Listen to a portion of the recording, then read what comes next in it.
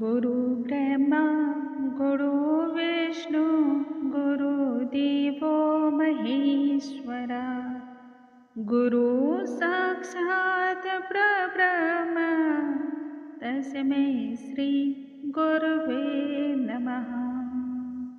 नमस्कार दोस्तों, आज के इस वीडियो में हम सुनेंगे भगवान बृहस्पति देव की व्रत कथा। भगवान बृहस्पति देव की व्रत कथा के श्रवण से और उनके पूजन करने से मनुष्य को धन, धान्य, विद्या, बुद्धि, शिक्षा इत्यादि प्राप्त होती है। समस्त मनोकामनाएं पूर्ण होती हैं। भगवान बृहस्पति देव को देवताओं का गुरु माना जाता है। इनकी कृपा से जीवन में खुशहाली आती है। भगवान बृहस्पति देव की पूजा करने से घर में सुख, शांति और समृद्धि बनी रहती है। मान, सम्मान और प्रतिष्ठा की प्राप्ति होती है। शीघ्र विवाह के लिए या विवाह की जितनी भी समस्याएं हैं उन सभी को दूर करने के लिए भगवान बृहस्पति देव की पूजा करना एवं उनके व्रत कथा का श्रवण करना बहुत ही उत्तम माना जाता है। आइए आज हम सुनेंगे भगवान बृहस्पति देव की व्रत कथा और हम भी उनका आशीर्वाद प्राप्त करेंगे। इसलिए पूर्ण निष्ठा और एकाग्र भाव से आइए जयकारा लगाते हुए कथा को हम आरंभ करते हैं। भगवान बृहस्पति देव की जय, भगवान विष्णु की जय, स्वामी नारायण की जय। प्राचीन काल की बात है। भारतवर्ष में एक राजा राज्य करता था। वह बड़ा ही प्रतापी और दानी था। प्रतिदिन मंदिर में भगवत दर्शन करने जाता, जहाँ वह ब्राह्मण और गुरु की सेवा किया करता था। दरवाजे से कोई भी याचक निराश होकर नहीं लौटता था। वह प्रत्येक गुरुवार को व्रत रखता एवं पूजन करता था। हर दिन गरीबों एवं दरिद्रों की सहायता करता। परंतु यह सब बातें उसकी रानी को तनिक भी अच्छी न लगती थी। ना तो वह व्रत ही करती और ना ही किसी को एक पैसा भी दान में दिया करती। वह राजा से भी ऐसा करने को मना किया करती थी। एक समय की बात है, राजा शिकार खेलने जंगल को गए हुए थे। उस समय घर पर रानी और दासी अकेली थी। उस समय भगवान बृहस्पति देव एक साधु का रूप धारण करके राजा के दरवाजे पर आए और भिक्षा की मांग करने लगे। तब वह रानी कहने लगी, हे साधु महाराज, मैं इस दान और पुण्य से तो तंग आ चुकी हूँ। इस खाने के लिए मेरे पति देव ही बहुत है। अब आप कुछ ऐसी कृपा करें जिससे सारा धन ही नष्ट हो जावे, ताकि मैं आराम से अपने जीवन को यापन कर पाऊँ। साधु रूपी भगवान बृहस्पति देव ने तब कहा, हे देवी, तुम तो बड़ी ही विचित्र हो। संतान और धन से भी भला कोई दुखी होता है। पापी भी पुत्र और धन की अभिलाषा रखता है। यदि तुम्हारे पास धन अधिक हो तो भूखे मनुष्यों को भोजन करवाओ, प्याऊ लगवाओ, ब्राह्मणों को दान दो, धर्मशालाएं बनवाओ, कुआं, तालाब, बावरे, बाग बगीचे इत्यादि का निर्माण करो। निर्धन मनुष्यों की कुमारी कन्याओं का विवाह करवाओ। साथ ही यज्ञ आदि जैसे धार्मिक कर्म करो। ऐसा करने से आपके कुल का और आपका नाम प्रलोक में सार्थक होगा। इससे स्वर्ग की प्राप्ति भी होगी। साधु महाराज की इन बातों को कहने पर रानी तनिक भी प्रसन्न न हुई और उसने साधु महाराज से कहा, हे महाराज, मुझे ऐसे धन की कोई आवश्यकता नहीं जिसको मैं अन्य लोगों को दान दूं तथा जिसको रखने और संभालने में ही सारा समय मेरा व्यतीत हो जावे। साधु ने तब कहा, हे देवी, यदि तुम्हारी ऐसी इच्छा है तो मैं तुम्हें जैसा बतलाता हूँ तुम ठीक वैसा ही करना। बृहस्पतिवार के दिन घर को गोबर से लीपना, अपने केशों को पीली मिट्टी से धोना, केशों को धोते समय स्नान करना, राजा से कहना वह हजामत करवाए, भोजन में मांस मदिरा खाना और कपड़ा धोबी के हाथ धुलने देना। इस प्रकार 7 बृहस्पतिवार करने मात्र से ही तुम्हारा सारा धन ही नष्ट हो जाएगा। यह कहकर के साधु महाराज रूपी भगवान बृहस्पति देव अंतर्ध्यान हो गए। रानी ने साधु के कहे अनुसार 7 बृहस्पतिवार वैसा ही करने का विचार कर लिया। साधु के बतलाए अनुसार कार्य करते हुए केवल अभी 3 बृहस्पतिवार ही बीते थे कि उनकी समस्त धन और संपत्ति नष्ट हो गई। भोजन के लिए दोनों समय परिवार तरसने लगा तथा सांसारिक भूखों से दुखी होकर के रहने लगा। तब वह राजा रानी से कहने लगा, हे रानी, तुम यहाँ पर रहो, मैं दूसरे देश को जाता हूँ, क्योंकि यहाँ पर मुझे सभी मनुष्य जानते हैं, इसलिए मैं यहाँ कोई कार्य भी नहीं कर सकता। देश चोरी प्रदेश भीख बराबर है। ऐसा कह करके राजा ने कहा कि मैं अब प्रदेश जा रहा हूँ, वहाँ ही कोई काम धंधा करूँगा, ऐसा करने से शायद हमारे भाग्य बदल जाए। और राजा प्रदेश चला गया। वहाँ जंगल से लकड़ी काट करके लाता, शहर में बेचता और इस प्रकार से अपने दुखी जीवन को कठिनता से व्यतीत करने लगा। इधर राजा के बिना रानी और दासियां दुखी रहने लगी। किसी दिन भोजन मिलता और किसी दिन जल पीकर ही दोनों रह जाती। एक समय रानी और दासी को 7 दिन बिना भोजन के व्यतीत करने पड़ गए। तब रानी ने अपनी दासी से कहा, हे दासी, यहाँ पास के ही नगर में मेरी बहन रहती है जो बहुत धनवान है, तो उसके पास जा और वहाँ से मदद के लिए 5 सेर बेझर मांग करके ले आ। ऐसा करने से हमारा कुछ समय अच्छे से गुजर बसर हो जाएगा। रानी की आज्ञा मान करके दासी रानी की बहन के पास पहुंच गई। उस समय रानी की बहन भगवान बृहस्पति देव की पूजा को कर रही थी। बृहस्पतिवार का दिन था। दासी ने रानी की बहन से अपनी रानी का संदेश सुनाया। कहा, हे रानी बहन, मुझे आपकी बहन ने भेजा है, मुझे 5 सेर बेझर दे दो। इस प्रकार दासी ने यह बात अनेक बार कही, परंतु रानी की बहन ने कोई उत्तर नहीं दिया, क्योंकि वह उस समय भगवान बृहस्पति देव की व्रत कथा का श्रवण कर रही थी। जब दासी को रानी की बहन से कोई उत्तर नहीं मिला तो बड़ी दुखी हुई, क्रोध भी आया। वह लौट करके रानी से कहने लगी, हे रानी, आपकी बहन तो बहुत ही धनी स्त्री है, वह छोटे मनुष्यों से बात भी नहीं करती। जब मैंने उससे कहा तब उसने कोई उत्तर नहीं दिया, इसलिए मैं वापस चली आई। रानी कहने लगी, हे दासी, इसमें उसका कोई दोष नहीं है।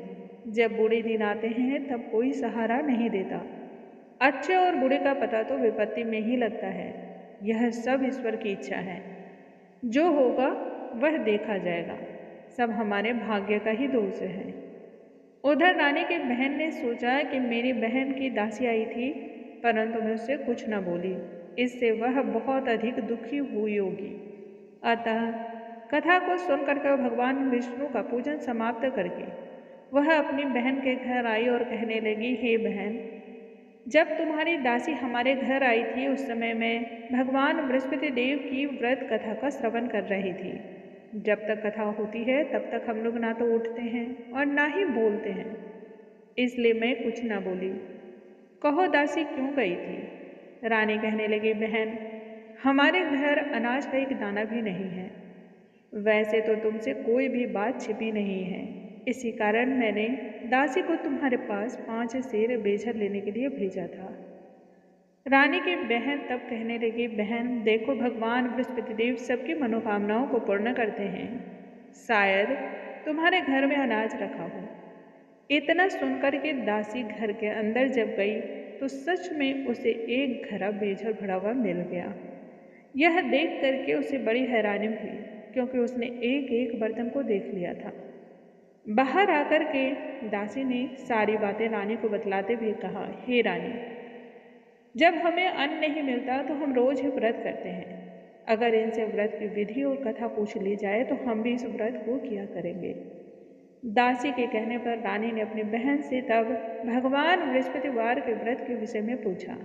उसकी बहन ने तब बतलाया, हे रानी बहन, बृहस्पतिवार को सूर्योदय से पूर्व उठ करके स्नान इत्यादि से निवृत्त होकर के भगवान बृहस्पति देव का व्रत करें और पूजन करें, लेकिन उस दिन अपने केशों को नहीं धोना चाहिए। बृहस्पतिवार के व्रत में चने की दाल, मुनक्का, गुड़ जल को लोटे में डाल करके भगवान विष्णु की पूजा करें और केले के वृक्ष की जड़ की पूजा करें, धूप दीप जलावें। उस दिन एक ही समय का भोजन करें भोजन पीरे खाद्य पदार्थ का ही करें और कथा का श्रवण करें। इतना मात्र करने से ही गुरु भगवान प्रसन्न हो जाते हैं, अन्न पुत्र धन देते हैं, मनोकामनाओं को पूर्ण करते हैं। व्रत और पूजन की विधि बता करके रानी की बहन अपने घर लौट आई। रानी और दासी दोनों ने निश्चय किया कि बृहस्पति देव भगवान का पूजन वे दोनों अवश्य ही करेंगी। 7 दिन बाद जब बृहस्पतिवार का दिन आया तब उन्होंने व्रत रखा। घुड़साल में जा करके चना और गुड़ बीन करके ले आई तथा उसकी दाल से केले की जड़ और भगवान विष्णु का पूजन संपन्न किया। परंतु पीला भोजन कहाँ से आवे? दोनों बड़ी दुखी हुई, परंतु उन्होंने व्रत किया था, इस कारण भगवान बृहस्पति देव प्रसन्न थे। अतः एक साधारण व्यक्ति के रूप में वे 2 थालों में सुंदर पीला भोजन को लेकर आए और दासी को देकर कहने लगे, हे दासी, यह भोजन तुम्हारे और रानी दोनों के लिए है, इसलिए तुम दोनों भोजन करना। भोजन को पा करके दासी बड़ी प्रसन्न हुई और रानी से कहने लगी, हे रानी जी, चलो भोजन को कर लेते हैं। रानी को भोजन के आने के विषय में कुछ न पता था, इसलिए वह दासी से बोली, जा तू ही भोजन कर ले, क्योंकि तू हमारे व्यर्थ में हंसी उड़ाती है। दासी कहने लगी, हे रानी, एक व्यक्ति हमें भोजन दे गया है। तब रानी कहने लगी, वह व्यक्ति भोजन तेरे लिए दे गया है, इसलिए भोजन तू ही कर ले। दासी ने फिर कहा कि वह व्यक्ति हम दोनों के लिए 2 अलग अलग थालों में सुंदर पीला भोजन दे गया है, इसलिए मैं और आप दोनों ही साथ साथ भोजन करेंगे। तब दोनों ने गुरु भगवान को नमस्कार करके भोजन प्रारंभ किया। उसके बाद से वे दोनों प्रत्येक बृहस्पतिवार को व्रत रखने लगी और गुरु भगवान का पूजन करने लगी। भगवान बृहस्पति देव की कृपा से उनके पास फिर से पहले से अधिक धन हो गया, परंतु रानी फिर पहले की तरह ही आलस्य करने लगी। तब दासी कहने लगी, हे रानी, देखो, तुम पहले भी इस प्रकार आलस्य करती थी, तुम्हें धन के रखने में कष्ट होता था, इसी कारण सभी धन नष्ट हो गया। अब गुरु भगवान की कृपा से हमें फिर से धन प्राप्त हुआ है, तो तुम्हें फिर से आलस्य होता है। बड़ी मुसीबतों के बाद हमने यह धन को पाया है, इसलिए हमें धार्मिक कार्य करना चाहिए, दान पुण्य करना चाहिए। भूखे मनुष्यों को तुम भोजन कराओ, प्याऊ लगवाओ, ब्राह्मणों को दान दो, कुआं, तालाब, बावली इत्यादि का निर्माण कराओ, मंदिर पाठशाला बनवा कर दान दो, कुमारी कन्याओं का विवाह करवाओ, धन को शुभ कार्यों में खर्च करो। ऐसा करने से तुम्हारे कुल का यश बढ़ेगा तथा स्वर्ग में प्राप्ति होगी और इससे पितर भी प्रसन्न होंगे। दासी की बात मान करके तब रानी ने इसी प्रकार के कर्म करने प्रारंभ किए, जिससे उनका काफी यश फैलने लगा। एक दिन के बाद है, रानी और दासी आपस में विचार करने लगे कि ना जाने राजा किस दशा में होंगे, उनकी कोई खोज खबर भी नहीं है। गुरु भगवान से उन्होंने प्रार्थना की और भगवान ने रात्रि में राजा को स्वप्न में कहा, हे राजा, उठ, तेरी रानी तुझे याद करती है, अब अपने देश को लौट जा।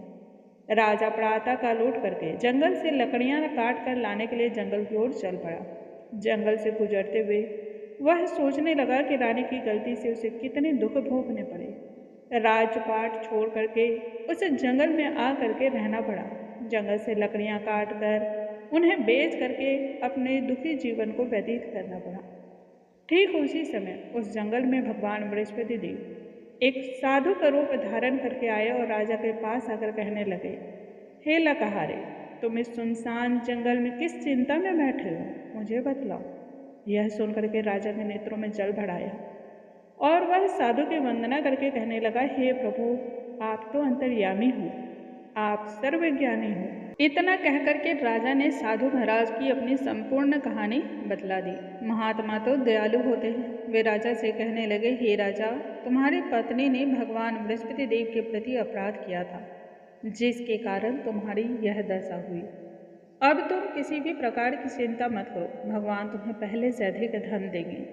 देखो, तुम्हारी पत्नी ने बृहस्पतिवार का व्रत प्रारंभ कर दिया है। अब तुम भी भगवान बृहस्पति देव का व्रत करके चने की दाल और गुड़ जल को लोटे में डाल करके केले का पूजन करो, फिर कथा को कहो और सुनो। भगवान तुम्हारी सभी कामनाओं को पूर्ण करेंगे।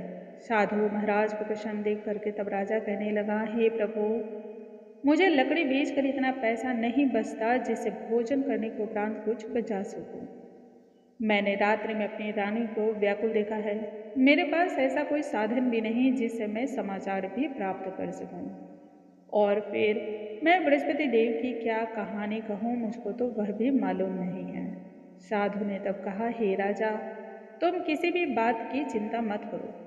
बृहस्पतिवार के दिन तुम रोजाना की तरह लकड़ियां लेकर के शहर को जाओ। तुम्हें उस दिन बोझ से दुगने धन की प्राप्ति होगी, जिससे तुम भली भांति भोजन कर लोगे तथा बृहस्पति देव की पूजा का सामान भी आ जाएगा। और जहाँ तक भगवान बृहस्पति देव की व्रत कथा की बात है तो वह इस प्रकार से है। बोलो भगवान बृहस्पति देव की जय, भगवान विष्णु की जय, स्वामी नारायण की जय। प्राचीन काल की बात है, एक बहुत ही निर्धन ब्राह्मण था। उसके कोई भी संतान ना थी। वह प्रतिदिन पूजा पाठ करता, परंतु उसकी स्त्री बहुत मलिनता के साथ अपना जीवन यापन करती। ना तो स्नान ही करती, ना ही किसी देवी देवता की पूजन आराधना ही करती। प्रातः काल उठते ही सर्वप्रथम भोजन करती, बाद में किसी अन्य कार्य को करती थी। ऐसा करने से ब्राह्मण देवता बड़े दुखी रहा करते थे। पत्नी को अनेक प्रकार से समझाया, परंतु उसका कोई परिणाम ना निकला। भगवान की कृपा से ब्राह्मण की स्त्री को कन्या रूपी रत्न उत्पन्न हुई। वह कन्या अपने पिता के घर में चंद्रमा की भांति बड़ी होने लगी। वह बालिका प्रातः काल स्नान इत्यादि करके भगवान विष्णु का जप करती। बचपन से ही वह भगवान बृहस्पति देव का व्रत भी करने लगी। पूजन पाठ समाप्त करके जब वह स्कूल जाती तो मुट्ठी में जौ भर के ले जाती और उसे पाठशाला जाने के मार्ग में डालती जाती। वही जौ स्वर्ण के हो जाते तो लौटते समय उन्हें बीन करके घर ले आती थी। एक दिन के बात है, वह बालिका शोक में उन सोने के जौ को फटककर साफ कर रही थी। तभी उसकी माँ ने देख लिया और कहा, हे बेटी, सोने के जौ को फटकने के लिए सोने का सूप भी होना चाहिए। दूसरे दिन गुरुवार था। इस कन्या ने व्रत रखा और भगवान बृहस्पति देव से प्रार्थना करते हुए कहा, हे प्रभु, यदि मैंने आपकी पूजा सच्चे मन से की हो तो मुझे सोने का सूप दे दो। भगवान बृहस्पति देव ने कन्या की प्रार्थना को स्वीकार कर लिया। रोजाना की तरह वह कन्या जौ को फैलाती हुई पाठशाला चली गई। पाठशाला से लौटकर जब वह जौ को बीन रही थी तो भगवान बृहस्पति देव की कृपा से उसे सोने का सूप मिला। उसे वह घर ले आई और उसे जौ को साफ करने लगी, परंतु उसकी माँ का तो वही ढंग रहा। एक दिन की बात है, वह कन्या सोने के सूप में जौ को फटक कर साफ कर रही थी। उस समय उस नगर का राजकुमार वहां से होकर निकला। इस कन्या के रूप और सोने के सूप में जौ को साफ करते देख करके वह उस कन्या पर मोहित हो गया। राजमहल आकर के भोजन तथा जल को त्याग करके उदास होकर लेट गया। राजा को जब राजकुमार के द्वारा अन्न जल त्यागने का समाचार ज्ञात हुआ तो अपने मंत्रों के साथ वह अपने पुत्र के पास गए और कहने लगे, हे बेटा, तुम्हें किस बात का कष्ट है? किसी ने अपमान किया है अथवा कोई अन्य कारण है सो मुझे बतलाओ। मैं वही कार्य करूंगा जिससे तुम्हें प्रसन्नता प्राप्त हो। राजकुमार ने अपने पिता की बातें को सुनी तो वह कहने लगा, हे पिताजी, मुझे आपकी कृपा से किसी बात का दुख नहीं है, ना ही किसी ने मेरा अपमान ही किया है, परंतु मैं उस कन्या के साथ विवाह करना चाहता हूँ जो सोने के सूप में जौ को फटक कर साफ कर रही थी। सुनते ही राजा आश्चर्य में पड़ गया और कहने लगा, बेटा, इस तरह की कन्या का पता तो तुम ही लगाओ, मैं उसके साथ तुम्हारा विवाह अवश्य ही करवा दूंगा। राजकुमार ने तब राजा को उस लड़की के घर का पता बतलाया। मंत्री उस लड़की के घर गया और राजा का आदेश ब्राह्मण को कह सुनाया। इस तरह से कुछ ही दिनों बाद ब्राह्मण की कन्या का विवाह राजकुमार के साथ संपन्न हो गया।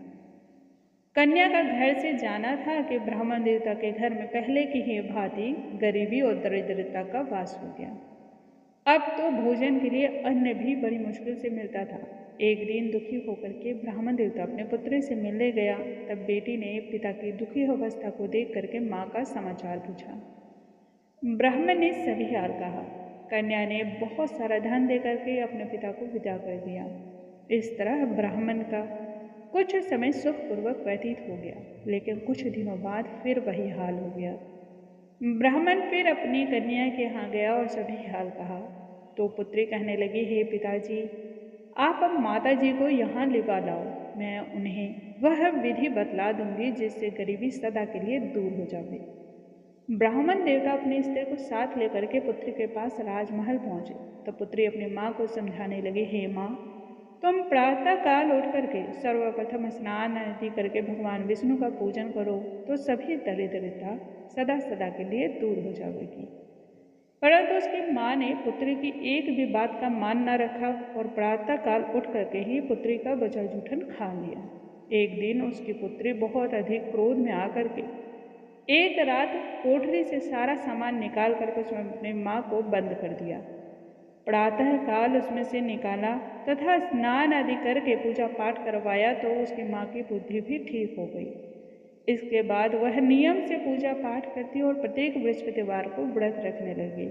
इस व्रत के प्रभाव से उसकी माँ भी बहुत धनवान हो गई और बृहस्पति देवता के प्रभाव से स्वर्ग को प्राप्त हुई। वह ब्राह्मण भी सुखपूर्वक इस लोक के सभी सुखों को भोग करके अंत में स्वर्ग धाम को प्राप्त हुआ। इस तरह कहानी कह करके साधु महाराज वहां से अंतर ध्यान हो गए। धीरे धीरे समय व्यतीत होने लगा और फिर बृहस्पतिवार का दिन आया। राजा जंगल से लकड़ी काट करके किसी अन्य शहर में बेचने गया। उसे उस दिन अन्य दिनों से अधिक धन प्राप्त हुआ। राजा ने चना गुड़ आदि ला करके भगवान बृहस्पतिवार का व्रत किया। उस दिन से राजा के सभी क्लेश दूर हो गए। परंतु जब अगला गुरुवार का दिन आया तो वह भगवान बृहस्पतिवार का व्रत करना ही भूल गया। इस कारण भगवान बृहस्पति देव नाराज हो गए। उस दिन उस नगर के राजा ने विशाल यज्ञ का आयोजन किया तथा अपने समस्त राज्य में यह घोषणा करवा दी कि कोई भी मनुष्य अपने घर में ना तो भोजन बनावे ना ही आग ही जलावे। समस्त लोग मेरे यहाँ भोजन करने आवे। जो इस आज्ञा को ना मानेगा उसको फांसी की सजा दी जाएगी। राजा के आदेश अनुसार राज्य के सभी वासी राजा के भोज में सम्मिलित हुए, लेकिन लकाहरा कुछ देर से पहुंचा, इसलिए राजा उसको अपने साथ महल में लिवा ले गए। जब राजा लकाहारे को भोजन करा रहे थे तो रानी की दृष्टि उस खूंटी पर पड़ी जिस पर उसका सोने का हार लटका हुआ था। वह हार उस समय खूंटी पर लटका उसे दिखाई नहीं दिया। तब रानी ने निश्चय कर लिया कि मेरा हार इसी लकाहारे ने चुरा लिया है। ठीक उसी समय सैनिकों को बुलवा करके राजा को जेलखाने में डाल दिया। लकाहारा बना राजा जेलखाने में पड़ करके दुखी होकर विचार करने लगा, ना जाने कौन से पूर्व जन्म के कर्म से मुझे यह दुख प्राप्त हुआ है। और उसी साधु महाराज को याद करने लगा जो उसे जंगल में मिला था। तत्काल भगवान बृहस्पति देव साधु के रूप में प्रकट हो गए और उसकी दशा को देख कर कहने लगे, अरे मूर्ख, तूने बृहस्पति देवता की कथा नहीं कही, व्रत नहीं किया, इसी कारण तुझे दुख प्राप्त हुआ है। अब चिंता मत कर, भगवान बृहस्पति देव का व्रत को कर। बृहस्पतिवार के दिन जेलखाने के दरवाजे पर 4 पैसे पड़े मिलेंगे, उनसे तू बृहस्पति देव की पूजा का सामान मंगवा करके उनकी कथा और पूजा को करना। ऐसा करने से तेरे सभी कष्ट दूर हो जाएंगे। अगले बृहस्पतिवार उसे जेल के द्वार पर 4 पैसे पड़े मिले। राजा ने उससे पूजा का सामान मंगवा करके कथा कही और प्रसाद का वितरण किया। उसी रात्रि को बृहस्पति देव ने नगर के राजा को स्वप्न में कहा, हे राजा, तूने जिस आदमी को जेलखाने में बंद कर दिया है वह निर्दोष है, वह राजा है, उसे छोड़ देना। रानी का हार उसे खूंटी पर लटका हुआ है। यदि तू ऐसा नहीं करेगा तो मैं तेरे संपूर्ण राज्य को नष्ट कर दूंगा। जब राजा प्रातः काल उठा और खूंटी पर हार को टंगा हुआ देखा तब लकाहारे को बुला करके क्षमा मांगी तथा राजा को योग्य सुंदर वस्त्र आभूषण भेंट करके उसे विदा किया। गुरुदेव की आज्ञा के अनुसार राजा अपनी नगरी की ओर चल पड़ा। राजा जब नगर के निकट पहुंचा तो उसे बहुत अधिक आश्चर्य हुआ। नगर में पहले से अधिक बाग, तालाब, कुएं, बहुत से धर्मशाला, मंदिर इत्यादि बने हुए थे। यह देख करके राजा पूछने लगा, यह किसका बाग और धर्मशाला है? तब नगर के सभी लोग कहने लगे, यह सब रानी और उसकी दासी के द्वारा बनवाए गए हैं। राजा को यह जान करके बहुत अधिक आश्चर्य भी हुआ और गुस्सा भी आया। उधर रानी ने जब यह खबर सुनी कि राजा आ रहे हैं तब उसने अपनी दासी से कहा, हे दासी, देख राजा हमको कितनी बुरी हालत में छोड़ गए थे, वह हमारी ऐसी हालत देख कर लौट न जाए, इसलिए तू दरवाजे पर खड़ी हो जा। रानी की आज्ञा अनुसार दासी दरवाजे पर खड़ी हो गई। जब राजा आए तो उन्हें अपने साथ महल में लिवा लाई। तब राजा ने क्रोध करते हुए अपनी तलवार निकाली और पूछने लगे, सच सच बतलाओ, यह धन तुम्हें कहाँ से प्राप्त हुआ है? इस पर रानी ने बतलाया, हमें यह सब धन भगवान बृहस्पति देव के व्रत के प्रभाव से प्राप्त हुआ है। राजा ने उसी क्षण निश्चय किया कि 7 रोज बाद तो सभी भगवान बृहस्पति देव का व्रत पूजन करते हैं, परंतु मैं रोजाना दिन में 3 बार कथा कहा करूँगा और रोज ही व्रत को किया करूँगा। अब तो राजा के दुपट्टे में हमेशा ही चने की दाल बंधी रहती तथा दिन में 3 बार कथा कहता। एक रोज राजा ने विचार किया कि चलें अपने बहन के यहाँ से हो आवे। इस तरह निश्चय करके राजा घोड़े पर सवार होकर के बहन के यहाँ चल पड़ा। मार्ग में उसने देखा कि कुछ आदमी एक मुर्दे को लिए जा रहे हैं। उन्हें रोक करके राजा कहने लगा, अरे भाइयों, मेरे बृहस्पतिवार की व्रत कथा सुन लो। वे बोले, लो हमारा आदमी मर गया है और इसको अपनी कथा की पड़ी है। परंतु उनमें से कुछ व्यक्ति बोले, अच्छा कहो, हम तुम्हारी कथा भी सुनेंगे। राजा ने दाल निकाली और कथा कहनी शुरू की। जब कथा आधी हुई तो मुर्दा हिलने लगा और जब कथा समाप्त हो गई तो राम राम करते हुए मुर्दा खड़ा हो गया। राजा आगे की ओर बढ़ा। उसे चलते चलते शाम हो गई। आगे मार्ग में उसे किसान खेत में हल चलाता हुआ मिला। राजा उससे बोला, अरे भैया, तुम मेरे बृहस्पतिवार की कथा को सुन लो। इस पर किसान बोला, जब तक मैं तेरी कथा सुनूंगा तब तक 4 हरैया जोत दूंगा। जा अपनी कथा किसी और को सुनाना। राजा आगे की ओर चल पड़ा। राजा का हटना था कि बैल पछाड़ खाकर गिर पड़े और किसान के पेट में बहुत जोर से पीड़ा होने लगी। उसी समय किसान की माँ रोटी लेकर आई। उसने जब यह हाल देखा तो पुत्र से सभी हाल पूछा और बेटी ने सभी हाल कह सुनाया। दौड़ी दौड़ी बुढ़िया उस घुड़सवार के पास गई और उससे बोली, मैं तेरी कथा सुनूंगी, परंतु तू अपनी कथा मेरे खेत पर ही चलकर कहना। राजा ने लौट करके बुढ़िया के खेत पर जाकर कथा कही, जिसको सुनते ही बैल उठ खड़े हुए तथा किसान के पेट का दर्द भी बंद हो गया। राजा अपने बहन के घर पहुंच गया। बहन ने अपने भाई की खूब मेहमानी की। दूसरे रोज प्रातःकाल जब राजा जगा तो देखने लगा कि सभी लोग भोजन कर रहे हैं। राजा ने अपनी बहन से कहा, ऐसा कोई मनुष्य नहीं है जिसने भोजन ना किया हो जो मेरी बृहस्पतिवार की कथा को सुन ले। तब बहन कहने लगी, हे भैया, यह देश ही ऐसा है, पहले यहाँ लोग भोजन करते हैं, बाद में किसी अन्य कार्य को करते हैं। यदि कोई पड़ोस में हो तो मैं देखकर आती हूँ। ऐसा कह करके बहन देखने चली गई, परंतु उसे ऐसा कोई व्यक्ति नहीं मिला जिसने भोजन ना किया हो।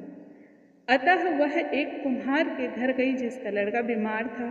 उसे मालूम हुआ कि उसके यहाँ 3 दिन से किसी ने भोजन नहीं किया है। रानी ने अपने भाई की कथा सुनने के लिए कुम्हार से कहा। वह तैयार हो गया। राजा ने जाकर के भगवान बृहस्पति देव की व्रत कथा कही, जिसको सुनते ही उसका लड़का ठीक हो गया।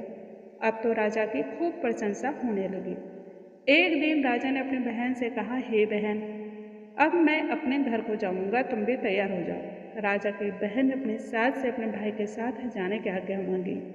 सास कहने लगी, चली जा, परंतु अपने लड़कों को साथ मत ले जाना, क्योंकि तेरे भाई की कोई संतान नहीं होती।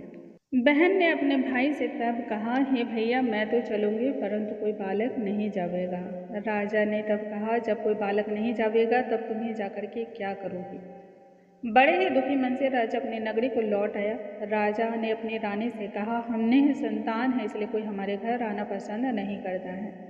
इतना कहकर वह बिना भोजन आदि किए ही सैया पर लेट गया। तब रानी कहने लगी, हे प्रभु, बृहस्पति देव ने हमें सब कुछ दिया है, वे हमें संतान भी अवश्य ही देंगे। उसी रात भगवान बृहस्पति देव ने राजा को स्वप्न दिया और कहा, हे राजा, उठ, सभी सोचों को त्याग दे, तेरी रानी गर्भवती है। राजा को यह बात जान करके अत्यधिक खुशी हुई। 9वें महीने में रानी के गर्भ से एक सुंदर पुत्र पैदा हुआ। तब राजा ने अपनी रानी से कहा कि मेरी बहन से कुछ मत कहना। रानी ने अच्छा कह दिया। उधर राजा की बहन ने जब यह शुभ समाचार सुना तो बहुत खुश हुई तथा बधाई लेकर के अपने भाई के यहाँ आई। तभी रानी ने कहा, घोड़ा चढ़कर नहीं आई, गधा चढ़ी आई। तब राजा की बहन कहने लगी, भाभी, मैं इस प्रकार न कहती तो तुम्हें संतान कैसे प्राप्त होती।